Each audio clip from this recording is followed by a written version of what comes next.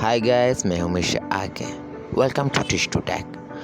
आज हम बात करेंगे इंडिया में ज़्यादातर कंपनी और ज़्यादातर बिजनेस क्यों फेल हो जाता है। जब बिजनेस स्टार्ट होता है 2 से 3 साल टिक नहीं पाता। क्यों नहीं टिक पाता और फेल क्यों हो जाता है, फेल होने का कारण क्या है, उस वीडियो में आज इस स्टेप के ऊपर बात करेंगे। मैं आपको आज 10 पॉइंट ऐसे बात बताऊंगा जो कि आपका बिजनेस लॉस होने से बच सकते हैं और आपका बिजनेस फेल होने से बच पाएगा। सारे पॉइंट को अलग अलग वीडियो में अलग अलग पार्ट में बनाऊंगा जो कि आपको समझने में आसान हो पाएगा। पॉइंट को आप अच्छे से निभा पाओगे।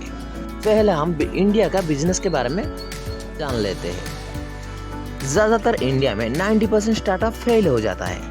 क्यों फेल हो जाता है उसी के बारे में हम जानते हैं। 2015 में स्टार्टअप को $7.5 बिलियन फंडिंग मिला था। तो क्या हो गया कि 2016 में $3.5 बिलियन ही मिला। % कम क्यों मिला? हो गया जो उतना कम ही फंडिंग मिला क्योंकि हमारे इंडिया में किसी भी बिजनेसमैन को उनके बिजनेस को कंसिस्टेंटली कंटेन करना नहीं आता। वो सबसे बड़ा प्रॉब्लम है। 2 से 3 साल के अंदर ही उसका बिजनेस क्लोज करना पड़ता है। हम जब बिजनेस स्टार्ट करते हैं सोचते हैं कि हमको कब सफलता मिले। कोई नहीं सोचता कि कस्टमर को कैसे सफलता मिले। मेरा कस्टमर को सफलता मिलेगा तभी मैं ही सक्सेस हो पाऊंगा।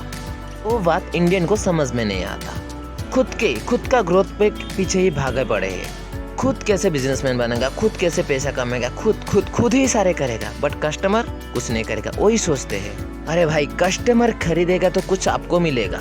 कस्टमर भगवान होता है, इसलिए अच्छे से कस्टमर सर्विस प्रोवाइड करो, तब जाके आपका बिजनेस ग्रो होगा। जब आपको वही बात समझ में आ जाएगा ना, तब आपका बिजनेस कभी भी नहीं रुकेगा। बट कस्टमर को सफलता कैसे मिले उसी पॉइंट के बारे में मैं आज आपको बताऊंगा। फर्स्ट पॉइंट है मार्जिन। आपको एक अच्छे से मार्जिन देना पड़ेगा कस्टमर को। Then branding. आपका कस्टमर जब भी आपका शॉप नहीं तो आपका फैक्ट्री नहीं तो आपका कुछ भी प्रोडक्ट है खरीदेगा तो उसका ब्रांड फील हुए कि मैं अच्छे प्रोडक्ट खरीदा, अच्छी जगह से खरीदा। देन प्रोडक्ट क्वालिटी A+ देना पड़ेगा क्योंकि वही इम्पोर्टेंट पड़ा। आप उसको बेच रहे हैं तो उसका अच्छा होना चाहिए जैसे भी करके। प्राइस वाइज प्रोडक्ट क्वालिटी दोनों इक्वल होना चाहिए। Next good services. कस्टमर को साथ बिहेवियर कैसा होना है, time wise payment, time wise return, जो भी है वो टाइम वाइज करना पड़ेगा। गुड सर्विस देना पड़ेगा। आपका सर्विस उसी के ऊपर सारा डिपेंड करता है। बात करने का, कस्टमर के साथ कैसे बिहेवियर से बात करते उसी के ऊपर सारा डिपेंड करता है। और प्रोडक्ट के बारे में फीडबैक लेना पड़ेगा क्योंकि जब आपके शॉप पे जो भी कस्टमर आते हैं सारे का फीडबैक लेना पड़ेगा क्योंकि जो भी कस्टमर आपके पास आएगा सारे तो आपका माल नहीं लेंगे, कुछ ही लोग को तो लेंगे। वो लोग क्यों नहीं लिए उसको आपको जानना पड़ेगा, तब जाके आपका बिजनेस ग्रो होगा।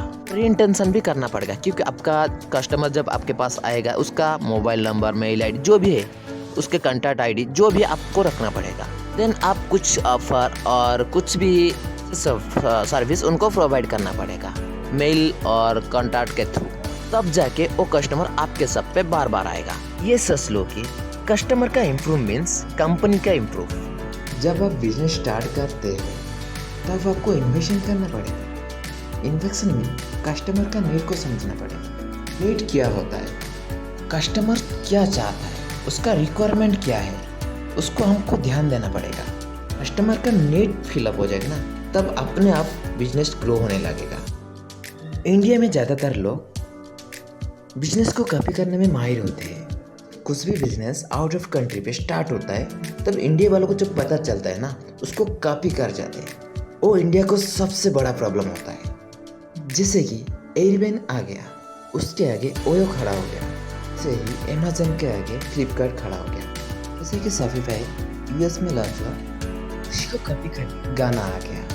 इसलिए तो इंडिया का पॉपुलेशन जितना है उतना में कुछ भी बिजनेस स्टार्ट हो पाएगा। बट हमारे लोग तो कॉपी करने में माहिर होते हैं। इंडिया में खुद का कुछ भी स्टार्टअप नहीं होता, किसी का कॉपी करना वाला होता है। और जो भी यूनिक स्टार्टअप होता है ना, वो कभी भी नहीं रुकते। और स्टार्टअप के लिए हमको कंसिस्टेंसी मेंटेन करना पड़ेगा। वो सबसे बड़ा इम्पोर्टेंट पार्ट होता है। कॉपी तो करते हैं बट उसको सही तरीके से नहीं करते। उसके लिए ज़्यादा कंपटीशन भी आ जाता है मार्केट में। इसलिए तो खुद का कुछ दिमाग यूज करो और खुद का एक बिजनेस स्टार्टअप करो न्यू की, जो इनोवेशन आपका क्रिएटिव होगा, तब जाके आप इम्प्रूव कर पाओगे, सक्सेस पा पाओगे। अगली वीडियो में बताऊंगा आपका जो वर्किंग कैपिटल है, जैसे कि आप कितना अमाउंट लेके बिजनेस स्टार्ट कर ले, उसको आप कैसे मैनेज करेंगे, उसके बारे में मैं अगली वीडियो में बताऊंगा। Thank you so much for watching our video.